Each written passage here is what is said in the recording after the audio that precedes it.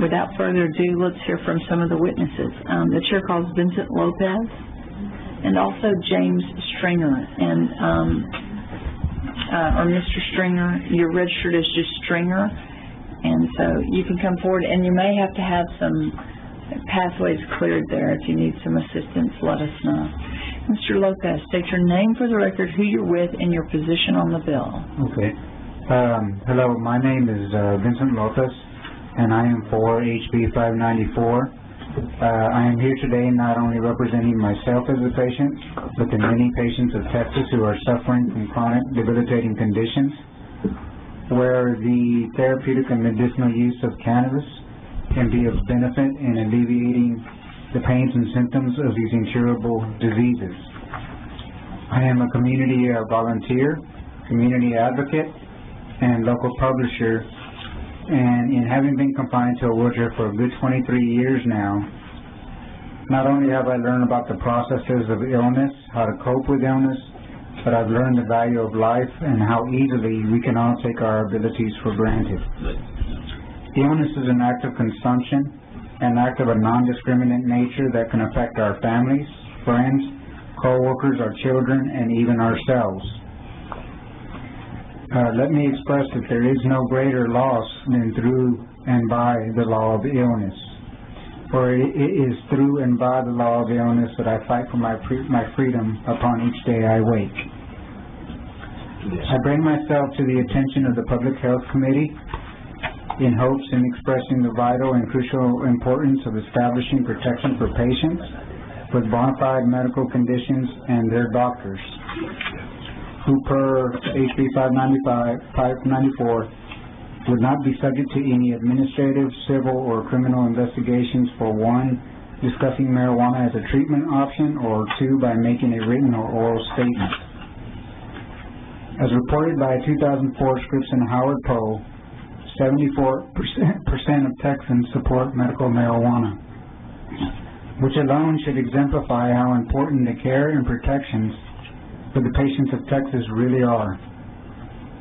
As a patient of Becker muscular dystrophy, marijuana has been extremely effective in treating my symptoms of intolerable back pain, joint contractures, muscle stiffness, muscle spasticity, and skeletal muscle weakness, which is responsible for my progressive loss of balance, loss of motion, and impaired mobility. Suffer throughout my limbs, pelvis, ankles, wrists, and fingers.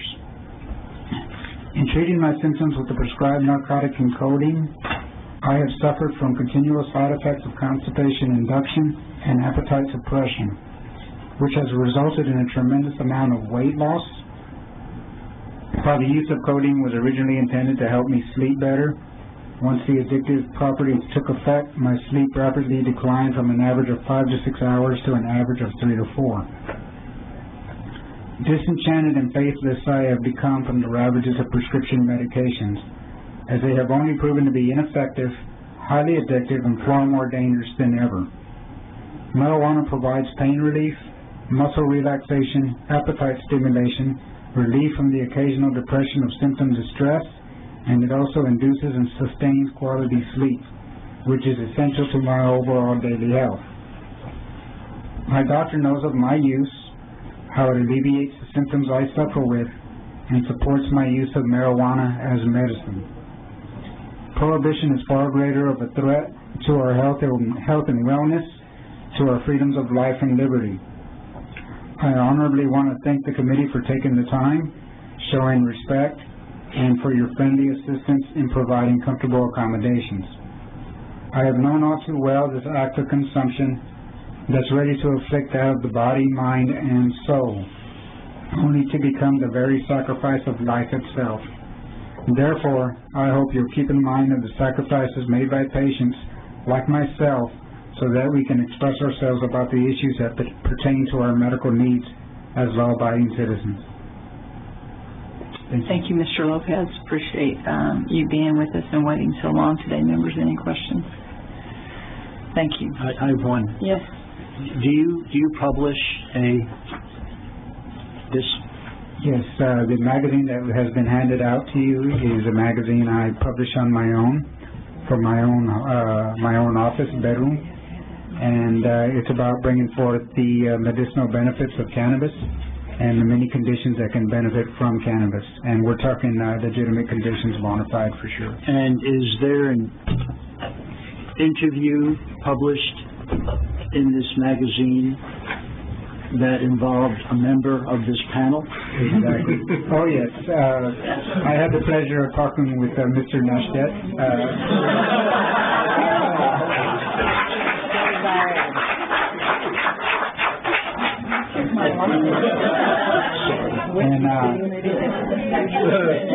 And need I say that it was my honor to interview him.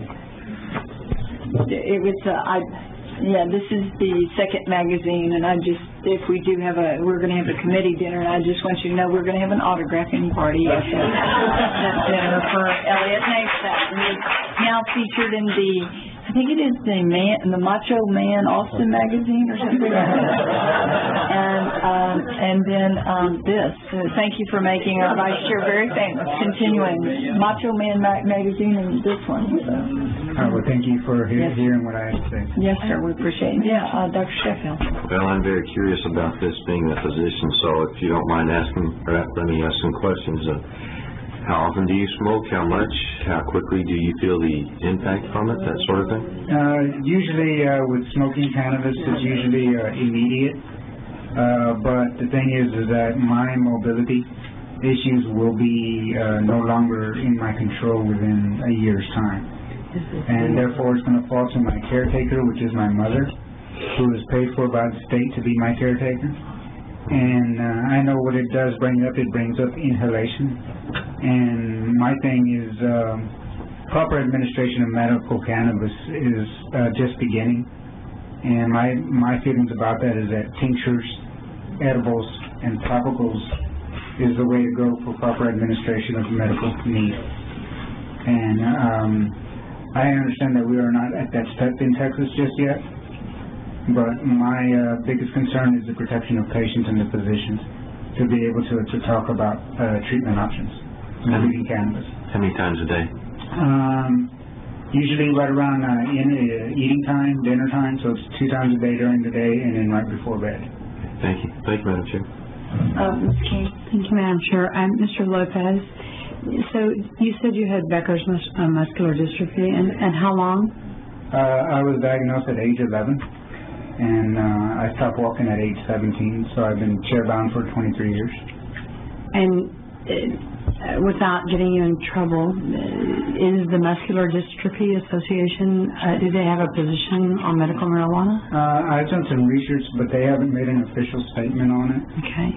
But with similarities with conditions such as MS and Parkinson's disease, there's a lot that we have in common with muscle spasticity and muscle stiffness.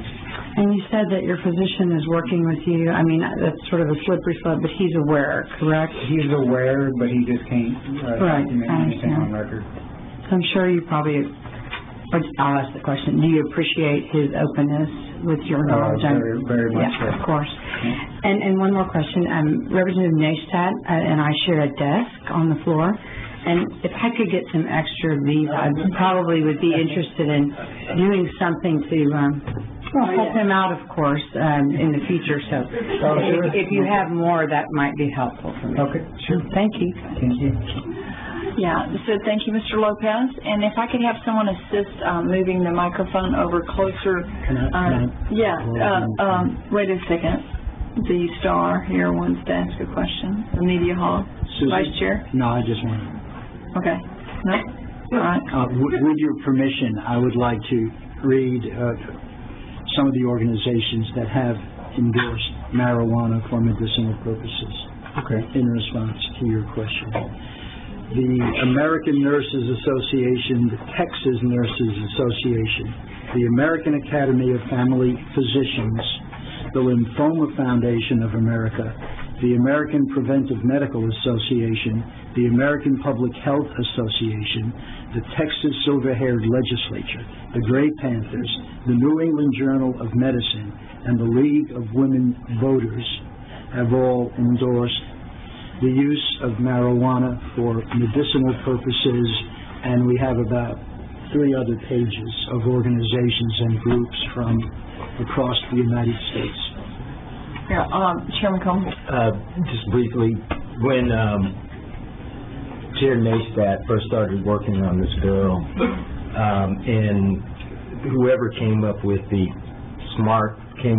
affirmative defense, that is, it's just absolutely brilliant, and allows people to do what they need to do, but doesn't have any of us saying we're for medical marijuana. We're just for an affirmative defense for people who are using it for those purposes. And I think the world is getting to a different place rapidly, but this is it's a brilliant way of approaching. I just wanted to let you know that.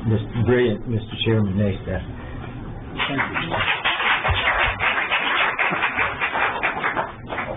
Okay, Member Sutherland? Yeah, Ms. King? Sorry, one more quick question. Thank you, Madam Chair. Mr. Lopez, you had mentioned the use of opiates and other pain medications, and at what point or how long was it for you that it became intolerable for you to do that, so you were looking for an alternative way to deal with discomfort?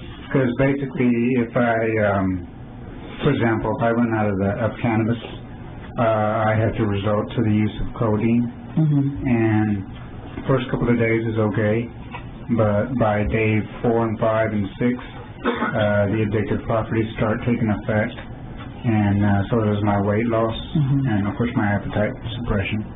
I'm not in the mood to eat because I'm dealing with the medication and the pain, and that's my substitute when I'm out of cannabis, marijuana. I'm almost afraid to ask this, but is it hard to find it here?